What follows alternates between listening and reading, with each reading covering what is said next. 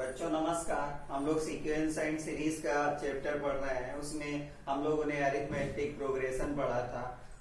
अभी arithmetic progression में काफी कुछ बाकी है, उसमें डिस्कस करना बाकी है। वो अगले लेक्चर में हम डिस्कस करेंगे। उससे पहले हम आपको इंट्रोडक्शन देंगे geometric progressions.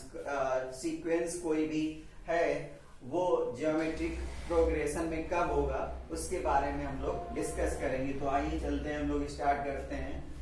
Late A1, A2, A3, A4, AN be sequences. Sequences will be in GP, short में लिख रहे हैं, ज्योमेट्रिक प्रोग्रेशन में होंगे if an upon an minus 1 equal to constant. This constant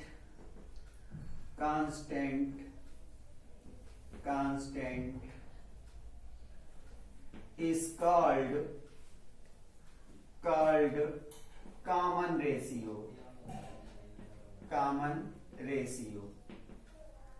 तो बच्चों, अगर हमें ये चेक करना है कि कोई भी सीक्वेंस ज्योमेट्रिक प्रोग्रेशन में है तो हम लोग उसका रेशियो चेक करेंगे। अगर रेशियो इक्वल आता है, कांस्टेंट आता है, तो हम लोग चेक करेंगे A2 upon A1 equal to A3 upon A2 equal to A4 upon A3 is equal to an upon an minus 1 is equal to constant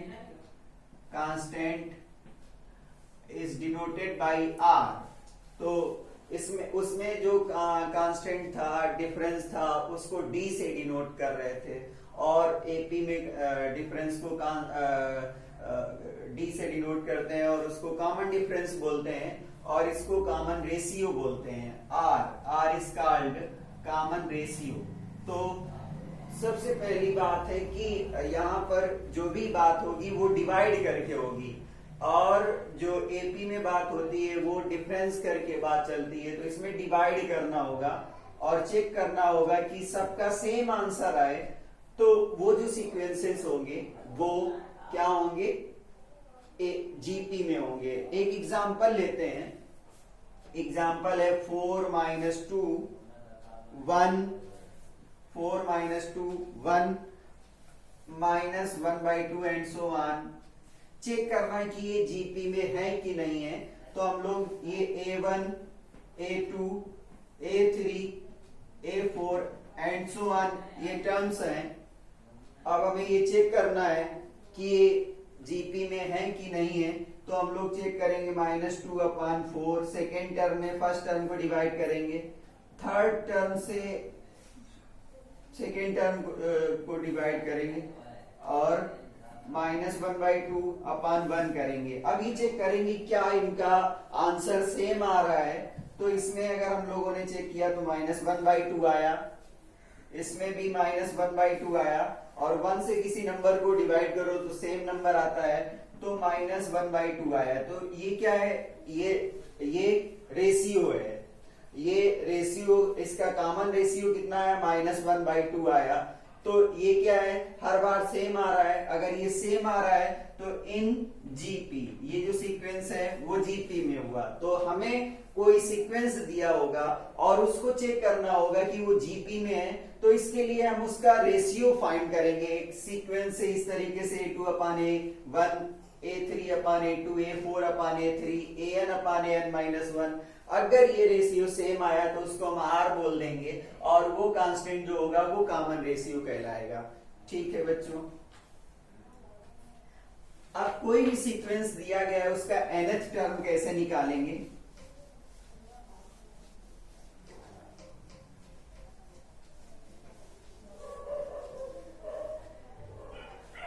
late A1 A2 A3 AN be in GP. अगर ये GP में है तो इसका nth term निकालना होगा। तो ये A1 क्या है, फर्स्ट टर्म है, ये A हो गया। अब इसमें जो अगला टर्म निकाला जाता है A2, तो ये AR हो गया, AR स्क्वायर हो गया third term, fourth term AR cube हो गया। इस तरीके से अगर हम इसको लिखना चाहें तो AN को हम लोग क्या लिखेंगे वो बात करते हैं। तो बच्चों देखिए यहाँ पर फर्स्ट टर्म A है, फिर अगला टर्म जो कॉमन रेशियो आता है उससे मल्टीप्लाई करके फर्स्ट टर्म को लिख देते हैं, फिर उससे अगला टर्म फर्स्ट टर्म को कॉमन रेशियो के स्क्वायर से मल्टीप्लाई करके लिख देते हैं, तो थर्ड टर्म आ गया, फर्स्ट टर्म, सेकेंड टर्म और थर्ड टर्म। अब इसमें बच्चों क्या चल रहा है, अगर हम सब में R लाएं तो यहाँ पर A into are power 1 minus 1 हुआ, यहाँ पर A into are power 1 minus 1। तो इसका मतलब ये अगर थोड़ा सा करें A इंटू आर पावर 0 कर दें, R पावर 0 1 होगा और समथिंग पावर 0 1 होगी, मतलब A ही दे देगा। तो इस तरीके से ये AR स्क्वायर, AR क्यूब, इस तरीके से AN चल रहा है। अब बच्चों क्या है कि इसको हम लोग क्या लिख सकते हैं, AR पावर 1 माइनस 1, इसको हम लोग A into are power 2 minus 1 लिखेंगे, तो 1 ही तो लाना है, हमने इसका फोटो चेंज किया है, AR था AR ही है, बस ये लिख दिया। AR power 3 minus 1, AR power 4 minus 1। तो बच्चों हो क्या रहा है, सभी टर्म में R पावर में जो फर्स्ट टर्म था तो 1 माइनस 1, सेकेंड टर्म है तो 2 माइनस 1, थर्ड टर्म है तो 3 माइनस 1, फोर्थ टर्म है तो 4 माइनस 1। तो इस तरीके से अगर nth टर्म है तो क्या हो जाएगा, AR पावर n माइनस 1। तो इसका nth टर्म आया AR पावर n माइनस 1। तो AN इक्वल टू हो गया A into are power n minus 1। ये nth टर्म कहां से, बिगिनिंग से है, ये फ्रॉम बिगिनिंग से nth टर्म है। और यही nth टर्म अगर हम लास्ट से निकालें, nth टर्म फ्रॉम लास्ट, तो फार्मूला होता है AN equal to L for last term. AN को हम लोग L भी लिख देंगे, मतलब ये लास्ट टर्म हुआ, लास्ट टर्म। तो इसको हम लोग ऐसे लिखेंगे AN equal to L into 1 upon R whole power n minus 1। तो ये nth टर्म फ्रॉम लास्ट हो जाएगा। तो बच्चों एक दो क्वेश्चन हम आपको करवा के दिखाते हैं, करके दिखाते हैं, और इसके बाद आप सॉल्व करेंगे। जैसे कोई क्वेश्चन है,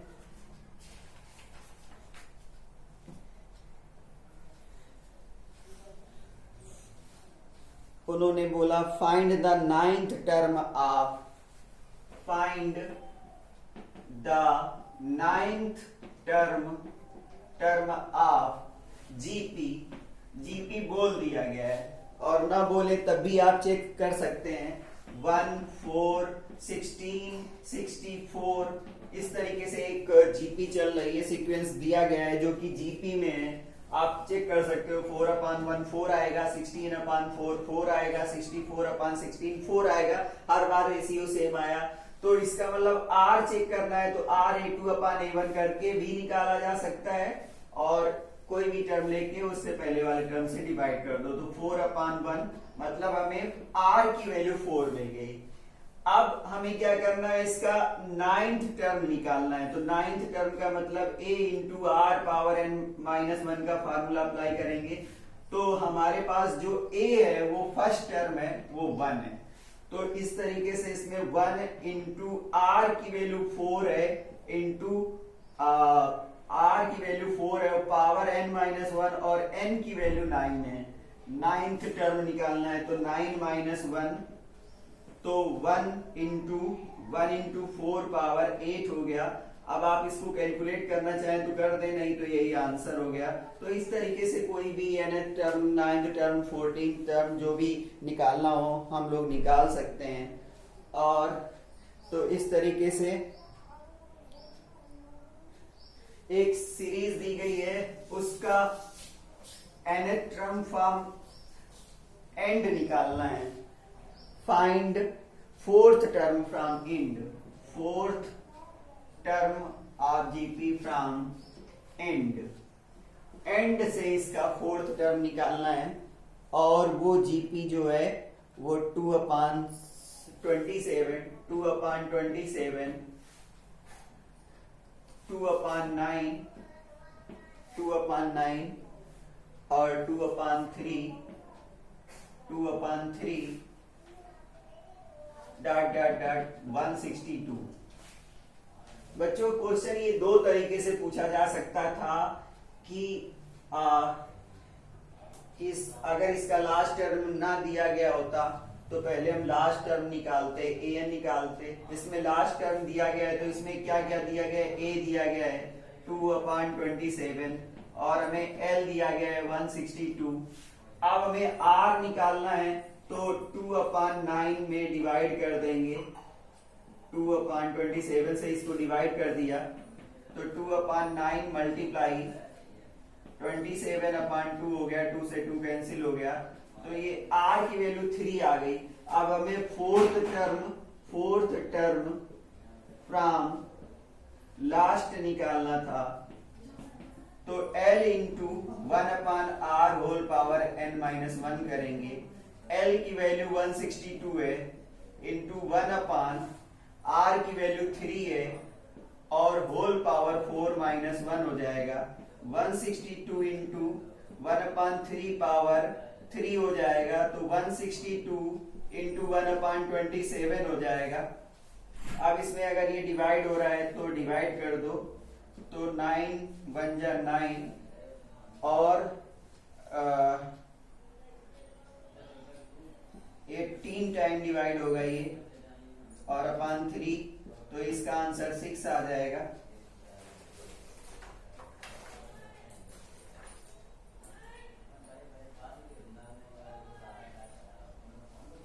तो इस तरीके से इसका nth टर्म निकाला जा सकता है। हो सकता है यहां से कैलकुलेशन मिस्टेक हो गई हो तो इसको आप कैलकुलेट कर लीजिए।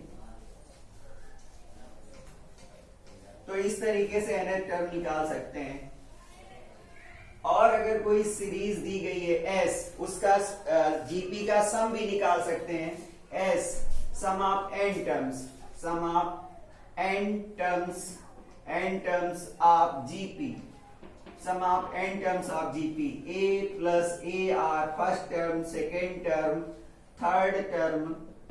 इस तरीके से nth टर्म जो होता है वो आपको पता है कि a into are power n-1 होता है। और बच्चों हम क्या करें कि इसमें r से मल्टीप्लाई करें,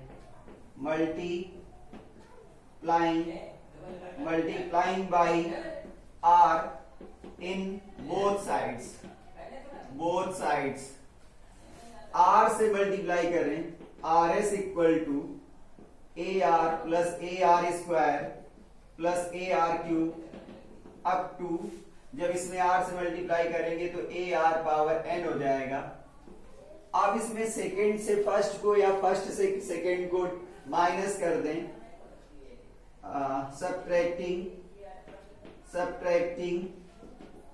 सब्ट्रैक्टिंग इक्वेशन 1 फ्रॉम इक्वेशन 2 से तो आर एस माइनस एस हो जाएगा, R S minus S equal to A R में ए माइनस हो जाएगा, A R minus A plus A R square में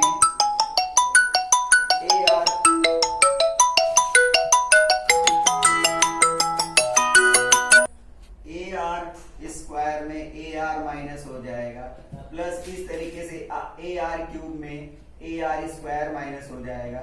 इस तरीके से ए आर पावर एन में A R power N -1 minus हो जाएगा। अब हमें इसमें s कॉमन मिला तो r -1 यहां से मिला, a कॉमन मिला तो r -1 मिला, प्लस इससे हमें ए आर मिला तो r -1 यहां से भी मिला, प्लस इससे हमें ए आर स्क्वायर मिला तो r -1 यहां से मिला, प्लस ए आर पावर n -1 कॉमन ले लें तो r -1 यहां से भी मिला।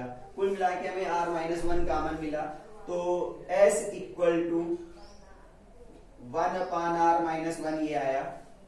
और सबसे हमें कॉमन मिला हमें ए आर माइनस 1 कॉमन मिला।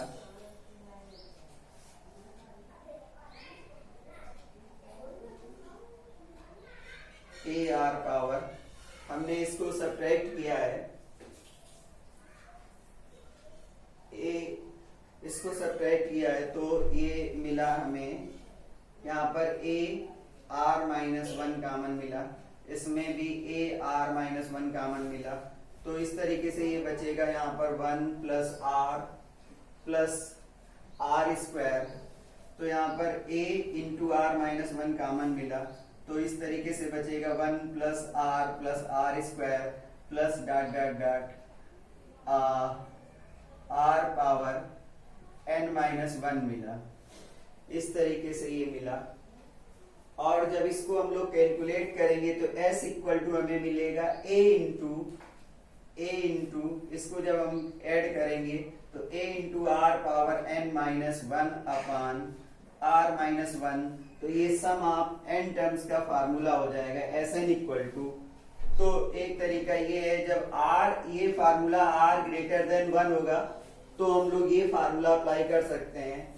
और एक फार्मूला इससे अगर हम माइनस 1 कॉमन ले लें तो Sn इक्वल टू हो जाएगा a into 1 minus r power n upon 1 minus r when r is less than 1। r की वैल्यू जब लेस देन 1 होगी तो हम इसको ये फार्मूला अप्लाई करेंगे सम के लिए।